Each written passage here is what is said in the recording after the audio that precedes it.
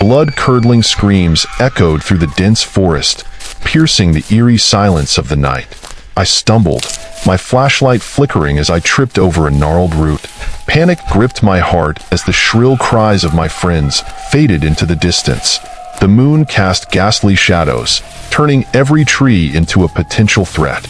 I turned, hoping to see Sarah or Emily, but only darkness and the oppressive rustling of leaves greeted me. Desperate and terrified, I clutched the bundle of notes and recordings we'd found earlier, my mind racing with the horrific realization that we were being hunted. Suddenly, a rustle behind me. I spun around, my breath caught in my throat, and there he was, a shadowy figure with eyes that gleamed with malevolent delight.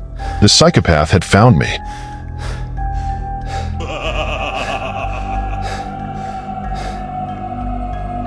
It had been a perfect day for a hike. The sun shone brightly, casting a warm glow over the lush forest. Sarah, Emily, and I had decided to take a break from our hectic lives and enjoy a weekend in the wilderness. The trail we chose was reputed to be challenging yet rewarding, with breathtaking views and a sense of serene isolation. The first few hours were uneventful. We chatted about work, shared stories, and marveled at the beauty of our surroundings. It was Emily who first spotted the old cabin, half hidden by creeping vines and dense undergrowth. Curiosity piqued, we decided to investigate. The cabin was a relic from a bygone era, its wooden structure worn and weathered. As we approached, I noticed something peculiar. A piece of paper pinned to the door with a rusty nail. I plucked it free and unfolded it. "Help me. He's coming for me. Don't stay here. Leave before it's too late." The handwriting was frantic, the words smeared and barely legible.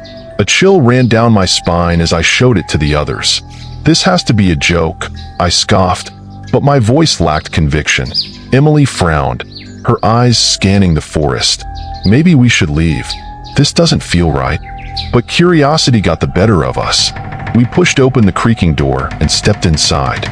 The cabin was musty, filled with the scent of decay and abandonment. On a dusty table, we found a small tape recorder and a stack of yellowed notes. I pressed play on the tape recorder, and a distorted voice crackled to life. "My name is Mark. If you're hearing this, you need to leave. I came here with my friends, but now they're gone, taken by him. He's a monster, a demon in human form." The recording ended abruptly, leaving an eerie silence in its wake. We exchanged uneasy glances. "Maybe we should go back," Emily suggested again, her voice trembling, but Sarah shook her head. "We can't just leave. What if someone needs our help? We should at least try to find out more." Reluctantly, we agreed to stay a while longer and investigate. The deeper we ventured into the forest, the more disturbing the discoveries became. We found more notes, each one more frantic and desperate than the last. The writings described a series of disappearances, hikers who had gone missing without a trace. Some notes hinted at sightings of a shadowy figure watching from a distance. My unease grew with each step. I couldn't shake the feeling of being watched, and the forest seemed to close in around us. The cheerful atmosphere of the morning had long faded, replaced by an oppressive sense of dread. As the sun dipped below the horizon, we decided to set up camp for the night. Despite our fear, we tried to maintain a semblance of normalcy, cooking dinner over a small fire and sharing stories to keep our minds off the growing terror. But sleep was elusive. Every rustle, every creak of the trees seemed magnified in the darkness.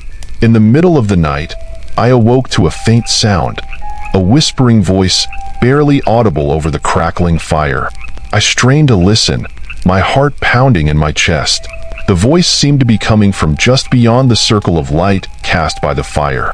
I shook Sarah and Emily awake, motioning for them to stay quiet. Together, we listened. "Leave. You have to leave. He's coming." The voice was faint but distinct. We grabbed our flashlights and shone them into the darkness. For a moment, we saw nothing. Then, a figure emerged from the shadows. It was a young man, disheveled and terrified, his clothes torn and dirty. He stumbled toward us, eyes wide with fear. "Please," he gasped. "You have to get out of here. He'll find you. He always finds you." Before we could react, a sudden, piercing scream echoed through the forest. The young man's face contorted with terror, and he bolted into the darkness. Panic set in. We grabbed our belongings and started running, driven by a primal instinct to survive. The forest, once a haven of tranquility, had transformed into a nightmarish labyrinth. The trees seemed to close in around us, their branches clawing at our clothes and skin. I clutched the bundle of notes and recordings tightly, my mind racing. Who was this psychopath? Why was he doing this?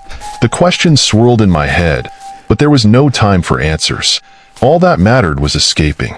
I took the lead, my flashlight cutting through the darkness. Emily followed closely, her breaths ragged with fear. Sarah brought up the rear, her heart pounding in her ears. We ran for what felt like hours, the screams and whispers following us, taunting us. Just when we thought we could run no more, we stumbled upon another cabin, this one larger and more ominous than the first. With no other options, we burst inside, slamming the door behind us. The interior was eerily similar to the first cabin, filled with dust and decay. On a table, another tape recorder awaited, a note beside it. "You can't run. You can't hide. He will find you." Desperation turned to determination. We had to find a way out of this nightmare. I searched the cabin for anything that could be used as a weapon, while Sarah and Emily barricaded the door with whatever furniture we could find. I played the tape, hoping for some clue that might help us. The voice on this recording was different, calm, almost amused. "You think you can escape? Many have tried. All have failed. The forest is mine. And now, so are you." A sudden crash shattered the fragile hope we'd clung to. The door splintered under the force of a powerful blow. "He's here." I grabbed a broken chair leg, brandishing it like a club. Sarah and Emily stood beside me, clutching whatever they could find. My mind raced. I had to do something. The door burst open, and the figure stepped inside. He was tall and imposing, his face hidden by a grotesque mask. In his hand, he held a large knife, its blade glinting in the dim light. Without hesitation, I charged at him, swinging the chair leg. But the man was quick, sidestepping the blow and slashing out with the knife. Pain erupted in my side, and I dropped to the floor. Emily screamed, hurling a heavy book at the attacker. It struck his shoulder, but he barely flinched. He advanced on her, eyes gleaming with sadistic pleasure. A scream cut through the night, a horrible, blood-curdling sound that seemed to come from everywhere and nowhere at once. Sarah grabbed my arm, her eyes wide with terror. "We have to run." We ran, the forest a blur of twisted branches and shadows. "You're next," we hear him say. "I'm behind you." He is toying with us. Where is Emily? What happened to Emily? My mind raced in circles, trying to make sense of it all. Sarah tripped, falling hard on the forest floor. I reached down to help her up, but a figure loomed out of the darkness, a silhouette of terror. A man, his face hidden in the shadows, stepped forward. I froze, my blood turning to ice. "Run," he whispered. I didn't hesitate. I fled, Sarah's scream echoing in my ears. I ran blindly through the forest, branches tearing at my clothes, my breath coming in ragged gasps. They're all dead. Dead. My friends are dead. And Sarah? I left her. I found a small clearing and collapsed, sobbing. I pulled out my again phone and start recording. "This is John," I whispered into the phone. "If you're hearing this, we're in the forest near the old cabins. There's a man, a psychopath. He's been hunting us. Please tell my family I love them. I'm not going to make it. He's out there. He's coming for me. I don't know who he is, but he's..."